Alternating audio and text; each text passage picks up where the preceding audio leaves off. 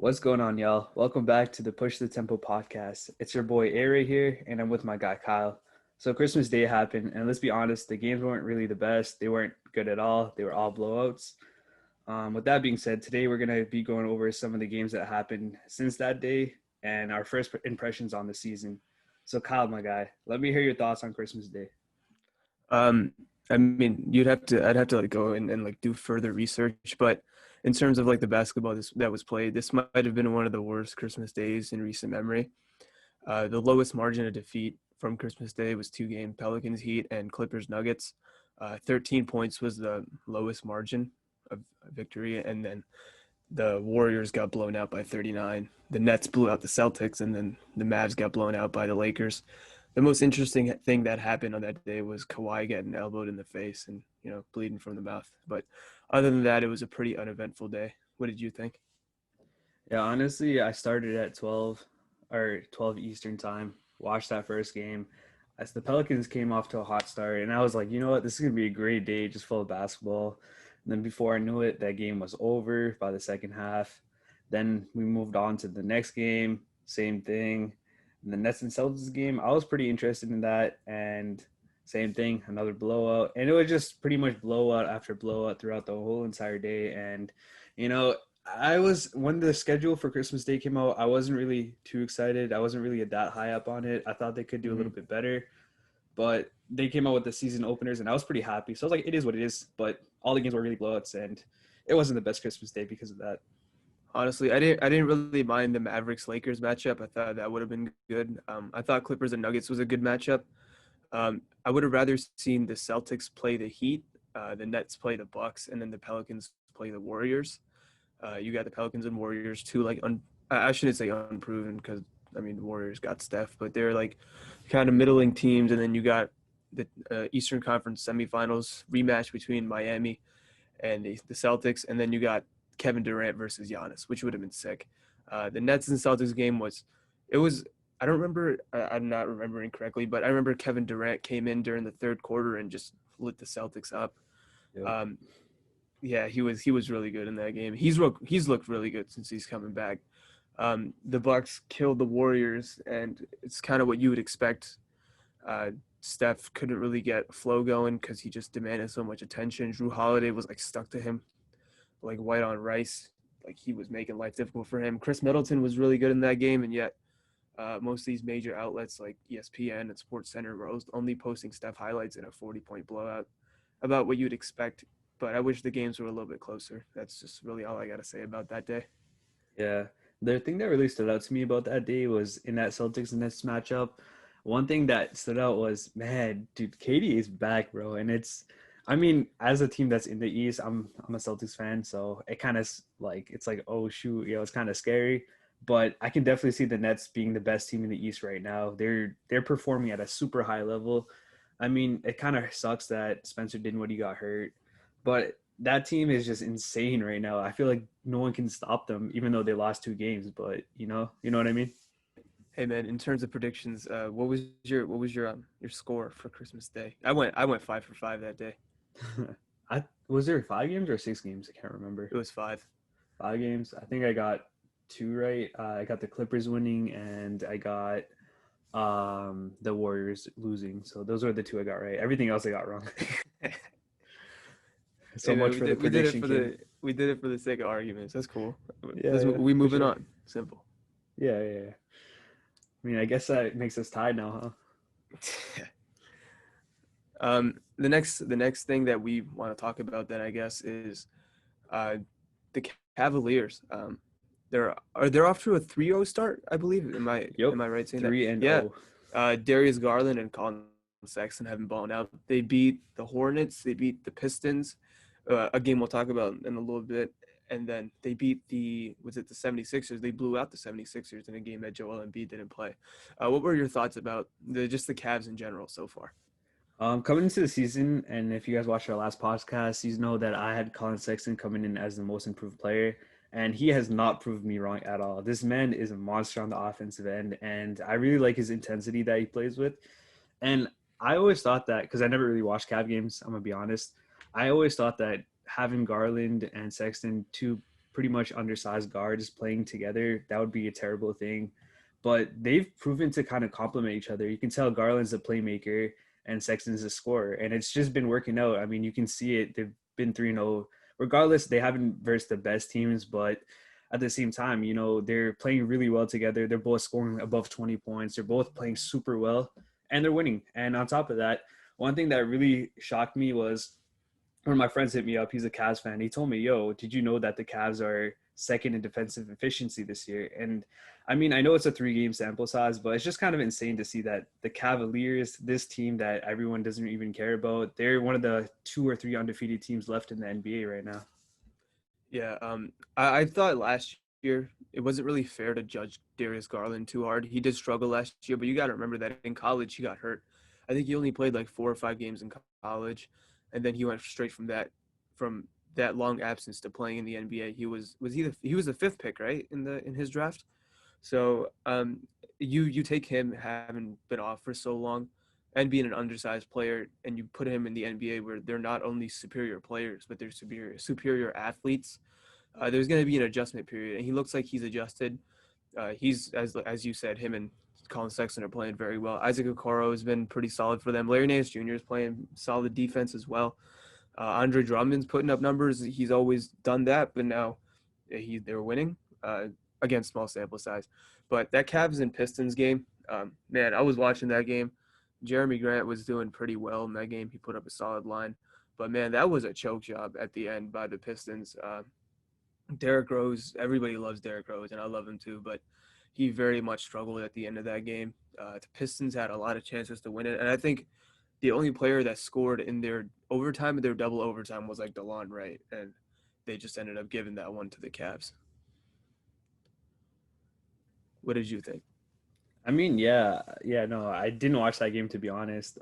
I just went through some highlights because I didn't really have the Cavs on my radar, and this wasn't really one of the most interesting matchups to be honest. I just thought it was going to be two bottom feeder teams versus each other, but I really do like that the Cavs are putting on a show, and they're definitely going to be on my radar now. One dude that I really like on the Cavs is Jetty Osman. He is every single year I've been saying, yo, he's a dark horse, most improved player. But this year he's actually been playing really well off the bench. So that's definitely something that I'm looking at. Um, and another team, I was just looking at it right now. Dude, another team that's undefeated is actually the Magic. Do you have any thoughts on the Magic? Yeah, I'm really happy for Markelle Fultz. He started off his career in Philadelphia. He was the number one overall pick. He came in and had very high expectations set on his shoulders, and then he got hurt, and then he struggled with some mental problems. Some some of those some of that pressure started getting to him. And this year he's really putting on a show. He's averaging almost 21 points. He's averaging almost 4 rebounds and almost 4.5 assists a game. Sure, he's turning the ball over almost 3 times, but I mean, hey, I'm just very happy that he's found solid footing, and a lot of people who were writing him off as a bust just weren't taking into account like the pressure that was put on his shoulders from day one, and the fact that he got hurt. Sure, this 3-point jump shot could still use some tweaking and some refining, but hey, I mean, I'm just happy he's playing well. So yeah, that's my take on the Magic. Plus, they played the Wizards twice, and the Wizards aren't very good yet. That's true. My take on the Magic, and honestly, so all of us from the East Coast Brown podcast, none of us had the Magic making it to the playoffs, but they've always been one of those middle of the road teams that have just barely made the 8 seed, or they just barely missed the playoffs. And with Jonathan Isaac out for the season, and with Aaron Gordon being one of those most overrated players, I just didn't see them making the playoffs at all. They're definitely proven that they can win games. I mean, Vucevic is one of those guys that just he's a monster, and he's always gone under the radar. He's one of those players that can put up monster numbers, has a consistent play style, and it can kind of translate to winning basketball. But it's one of the most boring players to watch, to be honest. But yeah, that's my take on the Magic. I mean, they might slide in for that 8 seed the way they're playing right now, but like you said, small sample size. They played the Wizards twice, and we all know Westbrook doesn't put up he puts up numbers, but he doesn't put up winning basketball. So you know what I According mean? Stephen A. Smith, he said Markelle Fultz is the biggest bust in NBA history. It's like, dude, he said that. He said that in like 2018. Like, dude, you got to give him time. Like, it's his first and second year in the league. You know what I mean? He he's dealt with injuries, so you haven't seen him like similar to Darius Garland. Like, you got to give them not only time to adjust to the NBA, but also find their is it niche or niche? I don't know. You gotta let them find their comfort space and let them actually play in that system. Like, bro, Anthony Bennett's easily the biggest bust in NBA history. Like, you can't just write off a player like a season into his career, a season and a half. You gotta give him time. But yeah, you're definitely right. I'm just very happy for Markelle right now. Yeah, no, definitely, man. It, the amount of mental fortitude that it takes to be being labeled like the biggest bust, having that injury, and then getting traded to a team that I'm not sure that they were really high up on him at first, but getting that starting position and just playing your heart out and doing what he has done, that's pretty impressive, and I'm gonna give him props for that. You gotta remember, Philly traded him for basically nothing. They got back like Jonathan Simmons and I think like another piece, and those guys did nothing for them in that playoff series, in that playoff run where they eventually lost to the Raptors in seven. And then I don't even think Jonathan Isaac was on their team last year. So they basically gave him up for nothing because they brought in Jimmy Butler that year. And then they basically went right into win now mode. Yeah, yeah, exactly, exactly. Another team, yo, man. All right, this is probably the most under the radar team in my opinion. Dude, have you been watching the Pacers, yo? Like, I mean, I don't think they're like a championship contender team, but they've been winning games, especially the player of the week for the East, Domantas Sabonis. Yo, he's been going off, man. Yeah, Sabonis has been playing really well. I unfortunately have not been able to catch any Pacers games as of late. How could you elaborate a little bit on how they've been doing? Well, so they're 3-0. So they recently played the Celtics, and Sabonis got a game winner on the Celtics. Um, so this is something that Scalabrine said in the game he was commentating, and he was saying that Sabonis and Turner, they look a lot faster. And ever since he said that, I've been kind of watching both of them. They look so quick, and they're super fast off their feet, especially Sabonis. I mean, this guy, he was an all-star last season, and he's always been one of those players that's been consistent, very low-key, kind of like Vucevic, the same type of aspect. Like, they have kind of a boring game, but they put up numbers and translates to winning basketball at some times. But he has just been a monster, and no one's really talking about it. I mean, that team has TJ Warren, who was basically the bubble MVP. They have Victor Oladipo, and yeah, he's hurt, but he's still a player that has potential to be an all-star level player. And they've got a really steady point guard in Malcolm Brogdon. So that team definitely has some potential. Championship aspirations, maybe, probably not, but that dude Sabonis, he's definitely a player that's going to be a great player in his career. I think I did catch the end of that Celtics and Pacers game. Was that the game that I know Sabonis hit like the lead taking layup or whatever? Was that the game that Tatum at the end of the game just like dribbled nonchalantly Yeah. and just did like a very deep step back three for no reason? hmm Was that After game? that, yep. Yeah.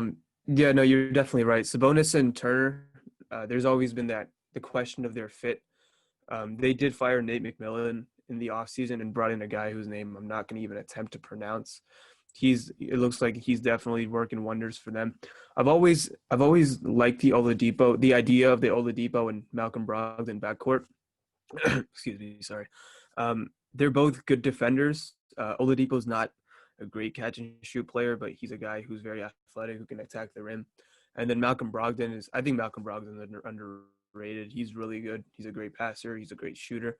The Bucks really missed him last year when Eric Bledsoe shit the bed in the playoffs for like the second straight year. But the only problem with them is they've never both been healthy at the same time. But yeah, no, you're definitely right. Sabonis has been balling out, and he might be one of the most underrated players in the league right now. Like nobody talks about that guy.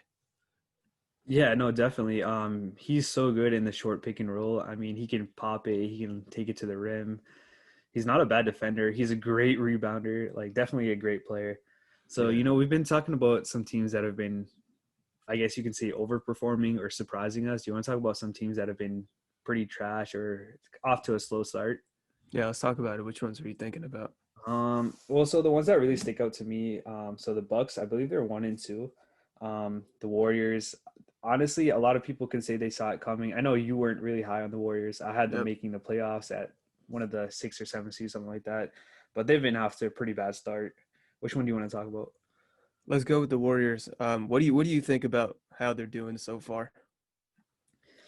It's tough because I mean they probably came into the season. They probably had a lot of different things that had to do with Klay Thompson, and obviously he got injured, and then now Marquise Chris is hurt as well, and Draymond hasn't played a game yet, so it's probably tough for them. Andrew Wiggins and Kelly Oubre haven't been performing at all, so they're basically not existing at this point. And really, it's just the Steph Curry show, and there's only so much that point guard can do in this league. You know what I mean? Even if he drops like 30, 30, 40, 50 a night, it's not going to make them win any games. You know what I mean? It's crazy. It's crazy to think that currently Andrew Wiggins. Did you expect the fact that Andrew Wiggins right now is playing better than Kelly Oubre? I think on the season, I don't think Kelly Oubre has hit a three yet. Yeah, let me look at the numbers real Yeah, I quick. saw. This could be totally wrong, but I saw something that for all the shots he's taking that weren't dunks, he has missed every single one, and that's just insane, man. Yeah, no, Um, he's no, my bad. I'm sorry. Go ahead. no, I was just gonna say, like, I mean, it's something that's not gonna happen every single game for the rest of the season, but it's probably just a slow start, a new system. Steve Kerr, a lot of people think he's an amazing coach, but I don't really think he's the best coach, to be honest. See, I understand that you don't want to run Steph Curry into the ground, but this season you kind of I don't want to say you kind of have to. And granted, it is only a 3-game sample size. They beat the Chicago Bulls, and the Chicago Bulls are like awful defensively. Damian Lee ended up hitting the game winner, and that shit was cash. That shit went right through the net. And they did play two of the better teams in the Eastern Conference, in the Bucks and the Nets, and they accordingly got blown out by both those teams. That being said, but you gotta really put the ball in Steph's hands and do something, because the biggest component of the Steve Kerr Golden State dynasty was that when Steph was either on the ball, when he was on the ball, he was a threat, and when he was off the ball, he was a threat. And I think they're still trying to use him as that off-ball threat, but you can't really do that when nobody else in your starting lineup can hit a fucking three, and nobody can like offer the spacing or demand the attention. So Steph gets multiple bodies thrown at him. So I just think you gotta really put the ball in Steph's hands and just let him go from there, because I think that's the only reason. And you're right. I was down on the Warriors this year, and I'm still not changing that prediction. I think they at most will make the play-in tournament, but I think they're probably gonna miss the playoffs if they don't fix some shit. Yeah, I mean, it's tough just having that one guy trying to go off. Hopefully, when Draymond comes back, maybe he'll put some more playmaking in, some more defense, because the Warriors have not been able to defend anybody. I mean, You like wanna they, you wanna hear the number real quick? Kelly yeah, Oubre is shooting 0 for 17 from three so far. yeesh, man. He's lucky the dude is good looking, because right now he's playing like dog shit. Man, that's tough. Yo, have you been paying attention with the Bucks? Keeping up with them? Not as much. I know that they lost to opening night to the Celtics on that crazy Jason Tatum game winner. I know they just got blown out by the Knicks, which would have been more crazy had not almost every single contender, or not saying contender, but every single better team lost to their competition for the most part that day. And then I'm not sure what was the other game that they played. It was against Golden State. It Oh, was they played Christmas against Day. the Warriors, so they blew out. Yeah. No, what are you thinking about the Bucks? I know Chris Middleton is playing really well right now. Yeah, no, I was just gonna say, dude, Chris Middleton he's a monster, bro. Like he's like, oh shoot, man, I sucked last year. I mean, he did show up in the playoffs, but he's like, you know what, this is different, and I think it's pretty cool. I mean, I feel like having Drew Holiday and having another offensive option, like Middleton's the type of player that kind of can overpower and do really well when there's two other players that are good on his team, so that he's like kind of the third option. And Hmm. it's kind of similar to, like, if you think about, for example, football, right? When you have a wide receiver one, the wide receiver two, for the most part, does really well. So it kind of reminds me of that, at least on the offensive end. When Middleton has Giannis and Drew Holiday on the court, he puts up huge numbers on the offensive end. Right. It's yeah, you're definitely making a good point when you like compare to football. Like think of this as an example. And I'm not gonna try to paint myself as a football fan. I follow it casually, and I don't really know most of the teams. But when the Steelers had Antonio Brown and Juju Smith-Schuster was really playing well because Antonio would take a lot of that pressure off of him. And now that they don't have a guy of that caliber anymore, you've seen this year Juju has kind of struggled, and he got fucking rocked in that Bengals game. Yeah, you got hit, bro. That's tough. Yeah, trucked. But yeah, no, Chris Middleton has been really good this year. The point that you made about him not being like a second guy, but he can be a great third option. Like you're seeing it this year. He's been balling out and doing his thing. The Bucks, I think that they kind of lowered their. I shouldn't even say lowered the regular season ceiling because they have Giannis, and it's shown that Giannis can just cheese his way to like a first seed. He's shown that the last 2 years. But I think they raised their playoff ceiling with their shorter rotation that they got better players in. So Mike Budenholzer can't play the bad players, like play like a 10-man rotation.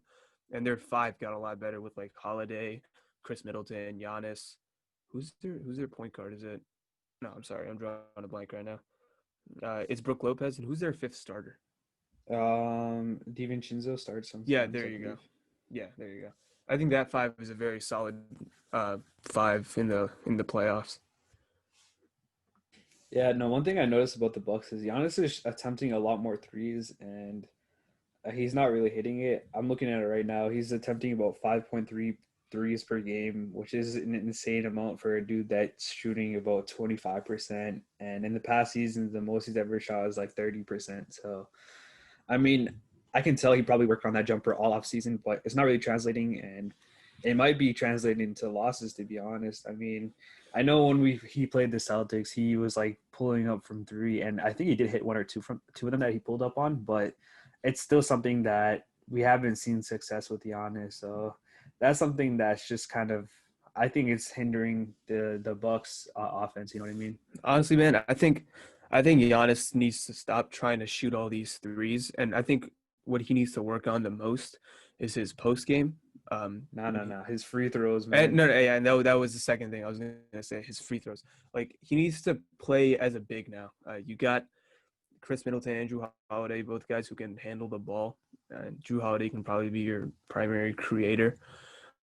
But Giannis needs to now work on his post game, and when he gets doubled in the post, like get better at passing out.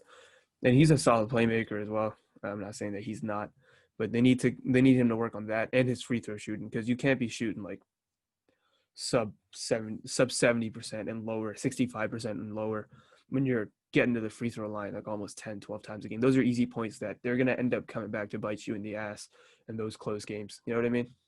Yeah, yeah, exactly. And we all know that he missed that free throw in the Celtics game, which could have potentially put them on top or at least had the game for overtime. So that's definitely something that I'm paying attention to as a fan of a team in the East. Um, Dude, have you been like the Utah Jazz, man? Have you been like seeing them? Like they've honestly, okay, they have two wins, right? But I don't think they're as good as their record indicates. You know what I mean? I mean, they lost they lost a game The against, I believe Timberwolves. it was Timberwolves, which, like I said, it's not really the best team. And screw Rudy Gobert for hurting my boy Cat. That was pretty deep, man. Hey, bro, That was Cat messed Rudy up. Gobert was putting And then Cat they in just, jail in that game, man. Locking his ass up. man, yeah, then he hurt him, bro. That's tough. But yeah, no. Besides that, I mean, they just barely beat an OKC team, which is probably the only team in the West that you can say probably won't make the playoffs. So I feel like they're very limited to their ceiling. They're barely winning games against. They lost to Minnesota and they barely went against OKC. So I just feel like Donovan Mitchell. It's pretty much it's him and Rudy Gobert and everyone else is pretty kind of irrelevant on that team. And unless someone on that team steps up, then I don't really see them making the playoffs. And I've been saying this since day one, but I'm just keeping a close eye on them. And yeah, Yeah, so in that game yesterday, and that first game that they played against the Timberwolves, I believe the Timberwolves shot like a crazy percentage from three. And when a team shoots like that from 3-point range, it's very difficult to beat them. Yesterday's game, I watched that game versus the Oklahoma City Thunder. Through the first three quarters, Dort Lugan's Dort, I'm not sure if I'm pronouncing his name correctly, had Donovan Mitchell in jail. He was locking him up, and he had a great offensive game as well. Dort did. In that fourth quarter, Mitchell kind of turned it up. He scored 12 points, shot 5 for 9. He missed all of his threes, but he still played very well. And I'm pretty sure he hit the lead-taking layup at the end of the game, Yeah, which and is awesome. that was a difficult shot too. He was coming Yeah, against Dort and he kind of just threw that in there, man. That was a nice and shot. I know a lot of people talk about Dort, but can we take a second to just acknowledge how good of a defensive Bro, player he is, man? he's slowly becoming one of my favorite He's players in the NBA, man. His defense is insane. it's He's like it's like he's quick-footed, so you can't blow by him, and then he's also built like a tank, so you can't like body him. It's like you got to pick your poison of what you're trying to do. Either way, he's gonna give you trouble. You know what I mean? When you put a guy like that against James Harden, and he gives James Harden fits, and James Harden is one of the best scorers in the league, you know that this guy's something. He's legit. It's not just like a flash in the pan. He can do some damage, and he was awesome not only on defense in that game, but also on offense. I think he led the Thunder in scoring in that game, didn't he? He had like, I'm sorry, 1 second. Yeah, he had 26 points on 9 of 11 from the field, 5 of 7 from 3. The biggest problem for him now is he just got to become a more consistent, at the very least, 3-point shooter. If he does that, he'll be a guy that's going to be in rotations for a long time. Yeah, So, honestly, he reminds me of Marcus Smart. They have that same defensive capabilities. They're both not exactly the most consistent 3-point shooters, but they definitely have a very similar play style. But I'm pretty high on Lou Dort, and I'm just gonna keep watching him. He's definitely a fun player to watch. yeah, I might be one of the most boring guys that watch basketball because I really like to watch the defensive end, but he's definitely a fun player to watch on defense. yeah. And also, Bojan Bogdanovic was also pretty good in that game. I don't. I think the Jazz will make the playoffs.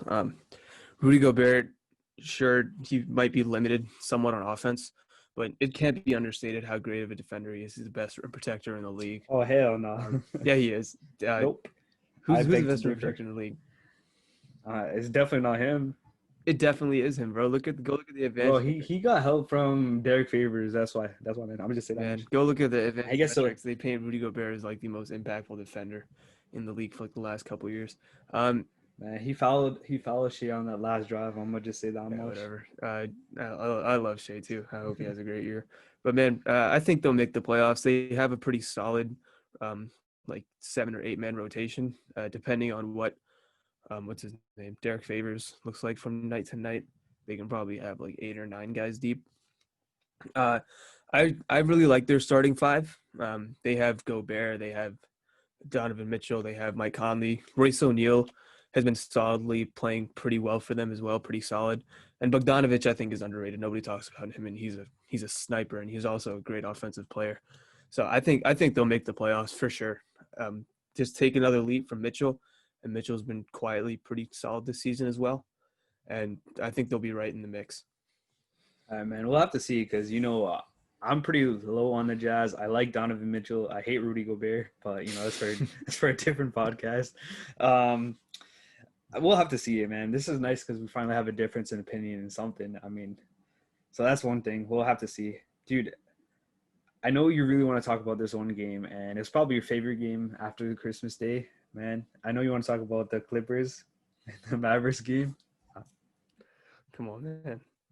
Man, I was so um I don't know why this is, but I feel like teams always shoot like a crazy percentage and have their best 3-point shooting games versus the Clippers. Shake Milton fucking hung 40 on us last year. We got smoked by the Timberwolves right after they came off the trade deadline and they retooled their entire team last year. Um, this game was no different. Josh Richardson, I think Josh Richardson and what's his name, Luka Doncic outscored us themselves by the end of the first quarter. And man, I turned that game off after the first half. We were down by fucking 50 points. We got 50 piece in that game, man. Luka is amazing. Everyone on that team, and they were just pouring it on, man. It was difficult because like they were playing their starters. I mean, obviously you want to make sure the lead is safe, but who the fuck's coming back from a a 50-point lead? And we didn't have our best player as well. Um, I figured that Dallas would win this game handily because we didn't have Kawhi, but I did not expect it to be a fucking 51 point fucking blowout game in which That's the biggest loss in Clippers franchise history, which is surprising considering how fucking bad this team has been. Patrick Beverley is really concerning me with his play. He's not doing anything, and he's just fouling a shit ton. Um, Really, the only guy that was good in that game was like Serge Ibaka. Serge has been very, very good for the Clippers so far. He's been as advertised, if not better. Paul George tried doing a little bit and couldn't really get much going after the blazing hot start to the season. But I'm not worried about it, man. If you can't have it both ways, in my opinion.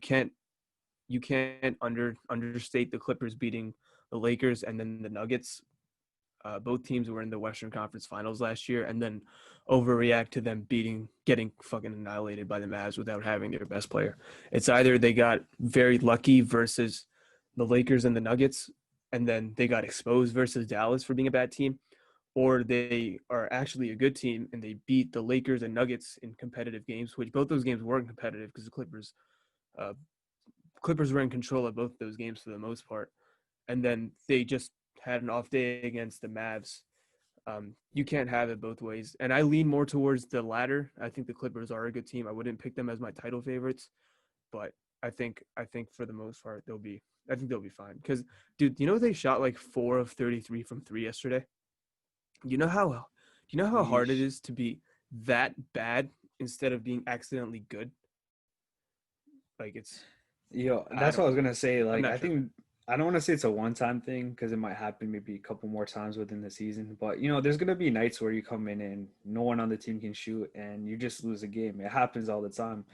Um, I mean, 4 of 33 is pretty horrendous, but no one on that team could really get going. And when that happens, you usually look to your bench. You look for guys like Lou Will to go off. But I mean, he Lou he Will's had been invisible so far this year. He was exactly, solid. He yeah. was solid in that game against the Lakers for stretches when the Clippers offense was struggling, but he's he's been awful this year. Um, and what's his name? Patrick Beverley has really been disappointing me, man. He hit a big shot against Denver in that game, but otherwise he's just been fouling way too much. He's been putting himself in unnecessary foul trouble, just like reaching for the ball and swiping forward and getting called for ticky tack fouls, which he obviously earns because he keeps on fucking doing it. But yeah, I'm not tripping. Just one game, Dallas shot like a historic percent or whatever from three. I mean, they're obviously a great fucking team. You know what the crazy part about that day was though? What's up? That like if you look at the numbers, for the most part, every team that was like if we did predictions that day, I probably would have went like 1 for 7 or some shit. I would have said that the Sixers would beat the Cavs, they lost. I would have said that the Nets would beat the Hornets, the Nets lost. The Mavericks, I would have said the Mavericks would win. They obviously did. I would have told you that the Knicks would get rolled by the Bucks. The Bucks got blown out, and the only team that really didn't surprise us, the Lakers. They beat the shit out of the Timberwolves. So, I mean, like that was just a weird day in the NBA all around. Yeah, yeah, definitely. And there's one more team I want to talk about. You want to talk about the Blazers? Yeah, let's do it. So the Blazers played. I think they've played. I believe it's 2 games so far, right? They've played against the Houston Rockets, and then they've played against um, they played against the Lakers last night. I just So took a in that look. first game, CJ. They played 3 games. So they played Utah, Houston, and the Lakers. Oh right, yeah, they played Utah and they got blown out in that game. Since then they've played the Rockets and I watched that game. And hey man, I said Christian Wood would be the MIP this year. He is not letting me down so far. He's been awesome. In that first game, I think he had 30 and 10, and then last night he was pretty good as well. Um, See what like I said before the season started, that he's the most versatile offensive big man that Harden has played with so far. And in the 2 games that they have, that I don't know, I'm going on a tangent about the Rockets, but he's been showing out. He can't defend anybody, but man, can he score from like everywhere. The Blazers, CJ McCollum was awesome in that game. He was a flamethrower. I think he hit like a franchise record 8 or 9 threes in that game, and that game went to overtime. And I watched that game sad because I was playing against a guy who had James Harden in fantasy that week, and I just barely won because of how good Harden was. In that Lakers game yesterday, uh, Damian Lillard was pretty great in that game. I think he had like 31 points. See, I don't think the Lakers really try in games, and like you can tell when they do try, they put Sorry, not much. They put Anthony Davis at the 5, and he can guard anyone really. In that game, he was kind of a ghost. He didn't really exploit his mismatches versus like Robert Covington. And Covington's a good defender. He's better as like a team defender as compared to like a defender individually and on the perimeter. But Anthony Davis was kind of did nothing, and I have him in fantasy, which fucking sucks. He only had like 13 and 10. LeBron really played well in that fourth quarter. Schroeder was awesome in that game. Um, you want to hear something funny though? Um, Yeah, go for it. Marc Gasol was a plus 4, and plus minus is an iffy stat. I think it's a better indictment of like big men than guards. But Marc Gasol was a plus 14 in that game, and then Montrezl Harrell was a minus 20. And like at the end of that game, the Lakers were attacking him in the pick and roll. Damian Lillard got by him and then got an and one over Schroeder at the end of that game. He showed too much on Damian Lillard trap and left Yusuf Nurkic wide open, who took it to the rim and scored over Anthony Davis. See, man, they lost a little bit of defense, but like they added offensive pieces. Wesley Matthews hasn't really been good for them for the Lakers so far, but all in all, I think this is a promising start for the Blazers after that first loss. And hey, Derrick Jones Jr., even though he didn't really hit a shot in that game, he had some impressive defensive plays. He had this one block where he like jumped out of the gym and blocked LeBron. He had another one where he jumped out of the gym, pinned it on the backboard, but it was called a foul against Cantor. But he was really holding his own defensively. And Gary Trent Jr. was also awesome in that game. Do you have anything to say about Gary Trent? Man, that's like I said, I really like watching defense, and like that last series that the Blazers played against the Lakers, he was defending LeBron, which isn't easy to do at all. But he kind of held his own for the most part. I mean, yeah, LeBron probably dropped like 20 to 30 just off the top of my head. But on the offensive end, this dude is a monster. He's a prototypical 3-and-D player that can stretch the floor and shoot at a high efficiency and a high clip, and at the same time defend a pretty decent players on the other end as well. So pretty high on Gary Trent Jr. and I like what he does, and I like his role on the Blazers. I think he hit like 7 threes in that game too. He Yeah, was seven he was threes. Yep. feeling it. I want to say one thing that I don't agree with. That's something that you said. So you said that the Lakers, they don't really try, and I kind of hate that narrative when people say, "Oh, they lost because they didn't try," and I'm not trying to like say anything about you, but like, No, man, go ahead, go for it. yeah, no, like I just don't like that narrative. I think the reason why they lost was not because they were trying to like lose or they weren't trying. It's just because of the minutes allocation. And I mean, yeah, in the playoff when they come, I mean, the minutes are going to be different. But like they gave Kuzma and Trez too much minutes, and that's probably why they lost. And it makes sense why they'd want to do that. They want to preserve their starters as much as possible, especially players that could get injured easily, like Anthony Davis. And of course, LeBron, you don't want to get him injured or tired out. But I think that's the reason why they lost. And it's not because they weren't really trying. I mean, like, who goes into a game unless you're a team that's tanking and just tries to lose the game? Even tanking teams don't try to lose games. You know Yeah, what I man. mean? No, their bench was atrocious last night. I don't understand. Kyle Kuzma, 8 of his 9 field goal attempts were from 3-point range, which doesn't make any sense because he's not a great 3-point shooter. He's better. He's at his best when he's attacking the rim because he has some speed to him, and he's like a power forward slash like wing player, and he can attack mismatches. You know what I mean? So it doesn't make sense for him to be shooting like almost all of his shots exclusively from the 3-point line. Montrezl Harrell was fucking awful in that game defensively, but we all know he's not a good defender. Wesley Matthews has really not done much for the Lakers after being heralded as like their Danny Green replacement. Yeah, I'm gonna It's be obviously honest. go ahead. You could tell the Lakers are missing Danny Green. He played really exceptional on that team. He fit in really well. And I mean, I was a guy that said that Wes Matthews was going to kind of fit in that role, but they're kind of taking him off the bench, and KCP is now in the starting lineup. So I feel like if they just kind of reverse the roles and had Wes and in the starting lineup and had KCP coming off the bench, then maybe they'll have a little bit more So bench depth. what You know what I what I mean? would do Scoring off is the I would bench. push Schroeder off the bench. I would start Matthews, and then because like remember last year their problem was that when what's his name when LeBron went to the bench when Rondo was struggling, like they would their offense would tank. But you got Schroeder, who by the way was awesome yesterday. You can put him and Harrell in the pick and roll, and they're not going to be able to stop anybody, but at the same time they can keep you at a not like a points deficit, but they can keep you even keeled until your starters come back in the game. So in my opinion, what their starting lineup should be is like it should be Wes Matthews, KCP, two guys who are off guards, but LeBron has the ball in his hands and creates when he's on the floor for the most part.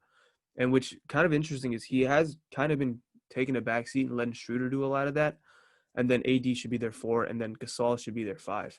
So that's my opinion. I think they should bring Schroeder off the bench and let him really just carry that second unit and create for the most part for them. See, no, I agree with you. I definitely think Schroeder would be way better off the bench than as a starting player. But I think his pitch or the Lakers' pitch to him to get him to kind of stay with that team is for him to be a starter. I mean, that's something that he publicly said, like, "Yo, I played Yeah. off the bench and I want to be a starter now." Yeah, that's a fair point. I think it's similar to like the Serge Ibaka situation. I was very surprised he only got like 2 years, 19. So I think one of the main things was they told him that you'd start on the Clippers. So that definitely could be the case. All right, guys. I think that's going to conclude it for this episode. There's really not a lot of news to talk about for the most part, just in terms of like reports and such. Oh wait, do you want to talk about the injuries that have happened recently, or do you want to Yeah, just? yeah. Let's talk about some of the injuries, notable injuries that have happened, and then we'll just end it for this episode. So obviously last night at the time of this recording, Ja Morant got a ankle injury, and prayers up to Ja. He's been balling out. I think his first 2 games he got like 40 points. It's just been insane, and he's only a second-year player. So prayers up to Ja. Um, Spencer Dinwiddie got like a partially torn ACL, I believe. So he's out for the season now, and that's pretty sad. Um, Cat dislocated his left wrist, I believe, and that was because of Rudy Gobert. And I'm not going to even say anything because you guys all know how much I dislike Rudy Gobert and how much I think he's overrated. And that play was definitely not a basketball play. I'm going to say that.